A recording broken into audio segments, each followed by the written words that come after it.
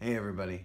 I figured since I am currently working on the revisions to the follow-up of my novella, Eden, that'd be fun if I did some occasional readings over the next several months from the original story. So here I am right now, and I'm going to read a few pages tonight and put it up there for everybody out there. So for people that haven't, heard any of this story or not familiar with my writing, this will be out there for the public. So here it is.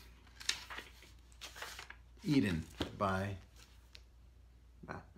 Phil Rossi. All right. Excuse my squeaking chair tonight. I wasn't ready to see Eden, not with my own eyes. Her likeness, as portrayed by pixels and high-gloss printouts, had flooded my desk at the company, had choked my computer display, and had made casual television viewing nearly impossible. In the short time since Eden's appearance, scientists and artists had already created thousands of versions of her startling portrait, and every picture I had seen of her always served up the same creeping sense of unreality. Even still, those postcards from the edge were only a view through a photographer's eye, a snapshot of some other person's impression. The lens and the medium acted as a filter, allowing my brain to remain in comfortable disbelief on the other side of the glass. I wasn't ready. I sat at the communications terminal, still sore from the sleep tank and not prepared for the real Eden. Knowing that I was close now wasn't helping. The comm screen filled with a new image of the anomaly, her branches spreading out across the brilliant starburst of our sun, dime-sized this far out, and the rolling azure cloud bands of Uranus. Sunlight refracted off the peculiar rings that circled Uranus like phantom hoops.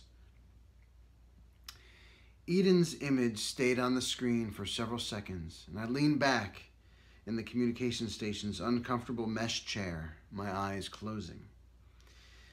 The remnant ache from the brief stasis period of the journey only added to the dull throb in my lower back. "Well," a voice said from the round speaker grate below the screen, "do you like it?" I opened my eyes. "I do," I said.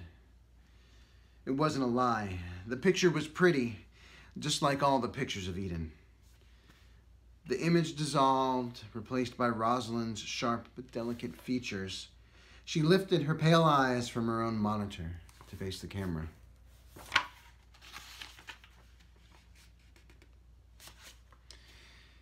"It's going to be so good to have you here, Malcolm," she said, her voice hushed.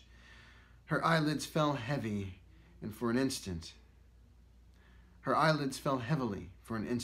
as if her gaze bore the peculiar weight of the sentiment.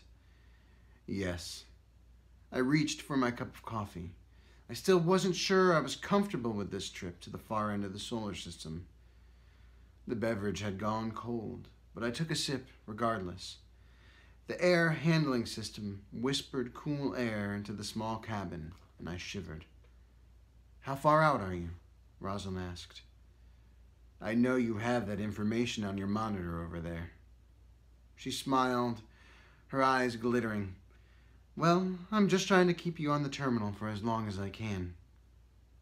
"This is big corporate bucks you're spending, keeping me on the line." "Well, we're working, at any rate," she replied. "Oh, you showing me the pretty pictures you took? How does that work?" "You're a company consultant. Consider this a consult." "Well, then maybe you should ask me a question other than, do you like it? You know, for when the rest of the auditors dive into the mix and go over all these call records, the subsequent bills." It was all too easy to fall into the playful prodding that had been the hallmark of our long-distance relationship. I had known Rosalind for what felt like a lifetime. The fireworks we had shared seemed to grow more distant with each passing year. Call it a relationship, call it an affair. I think it had been more of a spiritual experience than anything else.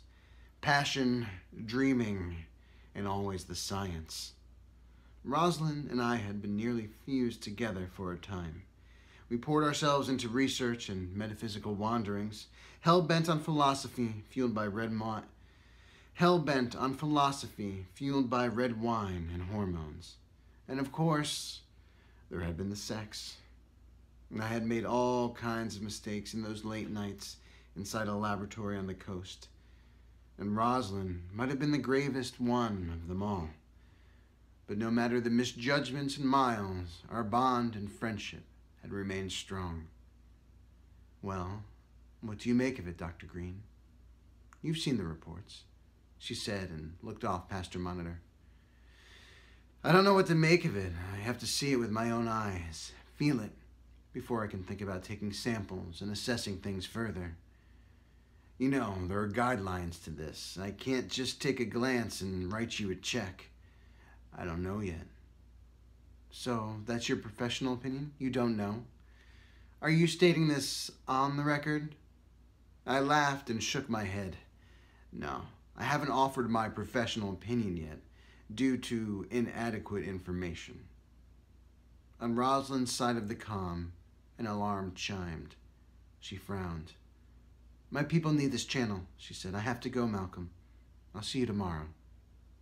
The screen went black. There you go. We'll call that part 1 of the live Eden reading. Thanks for joining.